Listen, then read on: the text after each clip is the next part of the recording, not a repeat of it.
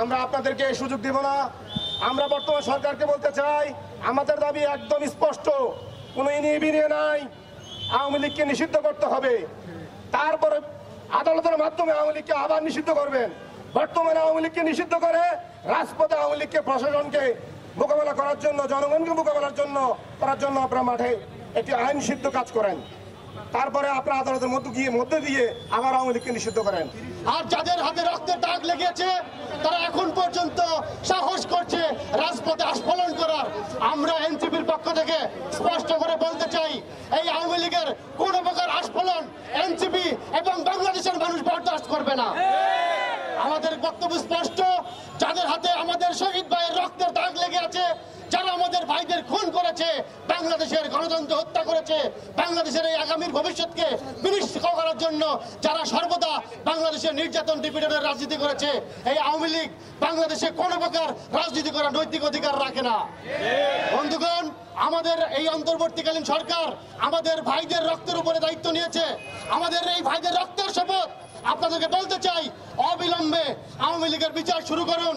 বিচার চলাকালীন সময়ে আওয়ামী লীগ যেন কোনো প্রকার রাজনৈতিক কর্মকাণ্ড করতে পারে না পারে, সেই দায়িত্ব প্রশাসনকে নিতে হবে, এই অন্তর্বর্তীকালীন সরকারকে নিতে হবে।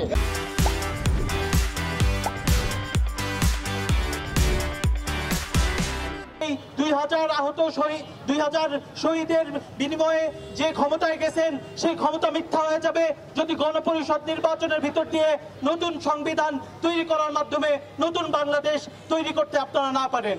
ইনকিলাব জিন্দাবাদ। যে রাজনৈতিক জনগোষ্ঠী আছে, তরুণ জনগোষ্ঠী আছে, তাদেরকে ধ্বংস করেছে, বাংলাদেশের যে আলেম ওলামা আছে তাদেরকে নির্বিচারে গুলি করে হত্যা করেছে, তারা বাংলাদেশে আর কোনোদিনও রাজনৈতিক কার্যক্রম পরিচালনা করতে পারবে না। তারা যে রাজনৈতিক জনগোষ্ঠীকে হত্যা করে, গুলি করে, নির্বিচারে নির্মম নির্যাতন, গুম খুন করে শেষ করে দিতে চেয়েছিল, সেই রাজনৈতিক জনগোষ্ঠী আজকে রাস্তায় নেমেছে তাদের বিচারের দাবিতে। সুতরাং গুম খুন করে যাদেরকে দমিয়ে রাখা যায় নাই, তারা আপনাদেরকে এখনো হুঁশিয়ারি দিচ্ছে, আর রাস্তায় নামার চেষ্টাও করবেন না। আমরা দেখতে পাচ্ছি আওয়ামী লীগের মিছিল যায়, কিন্তু আমাদের যারা স্বরাষ্ট্র মন্ত্রণালয়ে নিয়োজিত পুলিশ আছে তারা এখন পর্যন্ত তাদের বিরুদ্ধে কোনো জোর পদক্ষেপ নিতে পারে না। কেন? তাদের বিরুদ্ধে যে মামলাগুলো এখন পর্যন্ত লজ হয়েছে, যে মামলাগুলো বিভিন্ন থানায় হয়েছে, সেগুলোর আন্ডারে তো তাদেরকে গ্রেপ্তার করা যায়। নতুন আইন লাগবে কেন?